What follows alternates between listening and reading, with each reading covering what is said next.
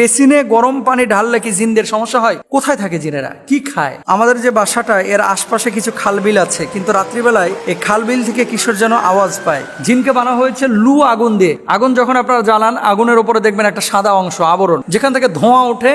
এই ধোঁয়ার নিচের অংশটা সাদা। এইরকম একটা অংশ থেকে আল্লাহ সুবহানাহু ওয়া তাআলা জিনকে বানিয়েছেন। জিন জাতি কিন্তু আগুনকে ভয় পায়। মন্টু মিয়া উনি প্রশ্ন করেছেন, আমাদের যে বাসাটা এর আশপাশে কিছু খালবিল আছে, কিন্তু রাত্রিবেলায় এই খালবিল থেকে কিশোর যেন আওয়াজ পায়। আপনার কাছে জানতে চাচ্ছি, অনেকদিন আগে আপনার একটা লেকচারে শুনেছিলাম, কিন্তু ভুলে গেছি যে জিনদের স্থান, থাকার স্থান কোথায় কোথায়। আপনি যদি বিষয়টা বলতেন তাহলে সতর্কতা অবলম্বন করতাম এবং সচেতন হতাম। আশা করি আমার প্রশ্নের জবাব দিবেন। মন্টু মিয়া, আপনি আসলে যে প্রশ্নটি করেছেন, এই প্রশ্নটির জবাব আমি দিব যে বাড়ির আশপাশে অথবা উপত্যকায় বা কোন স্থানে আসলে জিন থাকে আর কোন স্থানে জিন থাকে না, এই বিষয়টা নিয়ে মূলত আপনি হাইলাইট করতে চেয়েছেন। আসলে এই বিষয়টা নিয়ে প্রায় 7-8 বছর আগে আমি আলোচনা করেছিলাম। এরপরে মনে হয় 2-1 বার আলোচনা করেছি। তো উনি তো নিজেও বলছে আগে শুনেছিলেন। প্রথমত হচ্ছে, জিন জাতিকে অস্বীকারের কোনো সুযোগ না। আমি আগেও বলেছি, এখনো আবার বলতেছি। তবে হ্যাঁ, পরিভূত বলতে আসলে কিছু নাই, জিন আছে। জিনের ব্যাপারে 1-2 আয়াত না, 57টা আয়াতে আল্লাহ সুবহানাহু ওয়া তাআলা পবিত্র কোরআনুল কারীমে কথা বলেছেন। 57টা আয়াত। নামাজের কথা বলা হয়েছে 82 বার, পরোক্ষ প্রত্যক্ষভাবে জিনের কথা বলা হয়েছে 57 বার। এবং শুধু তাই নয়, জিন জাতিকে নিয়ে জিন সূরায়ে জিন নামে আল্লাহ তাআলা একটা স্বতন্ত্র সূরা নাজিল করে দিয়েছেন। সুবহানাল্লাহ। জিনদের ব্যাপারে রাসূল আকরাম সাল্লাল্লাহু আলাইহি ওয়াসাল্লামের কাছে সরাসরি জিনদের সাক্ষাৎ হয়েছে, এর আগে আলোচনা করেছি, প্রায় 6 বার। এবং জিনরা রাসূল আকরাম সাল্লাল্লাহু আলাইহি ওয়াসাল্লামের প্রতি ঈমান এনেছেন, আল্লাহর প্রতি ঈমান এনেছেন। নবীজি কোরআন তেলাওয়াত করেছেন, জিনেরা এই কোরআন তেলাওয়াত শুনেছেন এবং নীরবে শুনেছেন। আলহামদুলিল্লাহ বলেন না?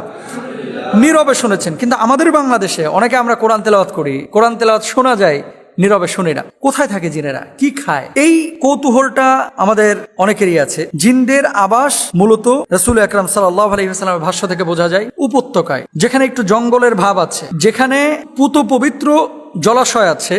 এই জলাশয়গুলোতে জিনেরা থাকে। পাহাড়ে, পর্বতে, উপত্যকায় জিনেরা থাকে।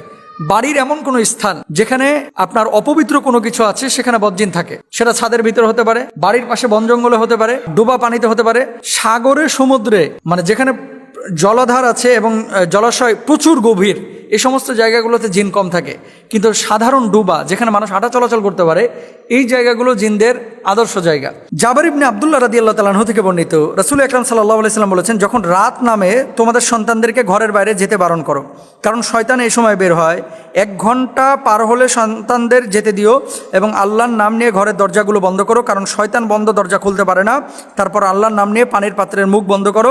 এরপর আল্লাহর নাম নিয়ে খাবারের পাত্রগুলো ঢেকে রাখো।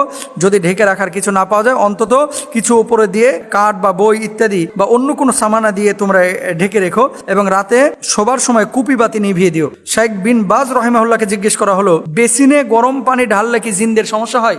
শাইখ বিন বাজ রাহিমাহুল্লাহকে জিজ্ঞেস করা হয়েছিল। দেখেন তো, তিনি জবাব দিয়েছিলেন কি, হ্যাঁ, গরম পানি মানুষকে কি দিয়ে বানানো হয়েছে? মাটি থেকে বানানো হয়েছে। মাটি দিয়ে যদি মানুষকে আঘাত করা হয়, মানুষ কিন্তু ব্যথা পায়। জিনকে বানানো হয়েছে কি দিয়ে? ওয়াল জান্না খালাকনাহু মিন ক্বাবলি মিন নারিস সামুম। জিনকে বানানো হয়েছে লু আগুন দিয়ে। আগুন যখন আপনারা জ্বালান, আগুনের উপরে দেখবেন একটা সাদা অংশ আবরণ। মোমবাতি জ্বালাবেন, ম্যাচের কাঠি জ্বালাবেন, জ্বালানোর পরে দেখবেন আগুনের একটা অংশ হচ্ছে হলুদ, আর একটা অংশ হচ্ছে সাদা, মানে যেখান থেকে ধোঁয়া ওঠে, এই ধোঁয়ার নিচের অংশটা সাদা। এইরকম একটা অংশ থেকে আল্লাহ সুবহানাহু ওয়া তাআলা জিনকে বানিয়েছেন। জিন জাতি কিন্তু আগুনকে ভয় পায় এবং তারা আঘাত পায়। মানুষ যেমন আগুনে আঘাত পায়, জিনেরাও কিন্তু আগুনে আঘাত পায়। বিন বাজ রাহিমাহুল্লাহ তিনি বলেছিলেন যে গরম পানিতে এদের কষ্ট হয় এবং এই গরম পানির কারণে তারা ক্ষতির সম্মুখীন হয়। রাসূল আকরাম সাল্লাল্লাহু আলাইহি ওয়াসাল্লাম আরেকটি হাদিস আবু হুরায়রা রাদিয়াল্লাহু তাআলা আনহু থেকে বর্ণিত, প্রতি রাতে খেজুর চুরির যে ঘটনাটি অনেকদিন আগে আমি আলোচনা করেছিলাম, এবং সেখানে তাকে পাকড়াও করা হয়েছিল, সাহাবী ধরেছিলেন।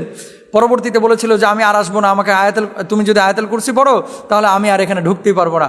নবীজি বলেছিলেন যে সে সত্য বলেছে, সেও তো মূলত ছিল জিন শয়তান। আয়াতুল কুরসির যে ঘটনাটি, এই জন্য প্রতি রাত্রে যখন ঘুমাবেন আয়াতুল কুরসি পড়ে ঘুমাবেন, জিন আপনার কোনো ক্ষতি করতে পারবে না। তারপর আবু সাঈদ খুদরি রাদিয়াল্লাহু তাআলা আনহু থেকে বর্ণিত, রাসূল আকরাম সাল্লাল্লাহু আলাইহি ওয়াসাল্লাম বলেছেন, মদিনায় কিছু সংখ্যক জিন মুসলমান হয়েছে, এদেরকে প্রাণী হিসেবে যদি কেউ দেখো তাহলে 3 বার সাবধান করবে, তারপরেও আবার এলে সেই প্রাণীকে হত্যা করবে। সহিহ মুসলিমের হাদিস। জিনের খাবার সম্পর্কে বলা হয়েছে তারা মানুষের ফেলে দেওয়া খাবার খায়, এছাড়া হাড়, গোবর ইত্যাদি খায়। হাদিসে বলা হয়েছে, আবু হুরায়রা রাদিয়াল্লাহু তাআলা আনহু থেকে বর্ণিত, রাসূল আকরাম সাল্লাল্লাহু আলাইহি ওয়াসাল্লাম বলেছেন, হাড় এবং গোবর জিনদের খাবার। তারপরে নসিবাইন শহরের জিনদের একদল আমার সাথে দেখা করতে আসে, কত বিনয়ী ছিল তারা। তারা আমার কাছে মানুষের খাবারের উচ্ছিষ্ট সম্পর্কে জানতে চায়।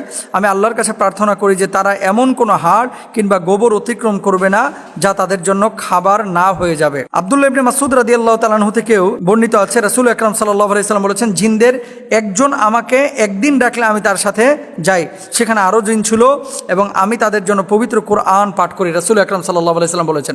তার মানে কি, জিনদের খাবার হাড্ডি। এই হাড্ডিগুলো একটা নির্দিষ্ট স্থানে আপনারা যদি ফেলে দেন, এই হাড্ডিগুলো থেকে তারা কিন্তু খাবার গ্রহণ করে, উচ্ছিষ্ট থেকে তারা কিন্তু খাবার গ্রহণ করে। আর ঘরের মধ্যে কোনো নাপাকি স্থান রাখবেন না, চর্বি টর্বি এগুলো দিয়ে হাত টাত মুছে আপনারা ফেলে রাখবেন না।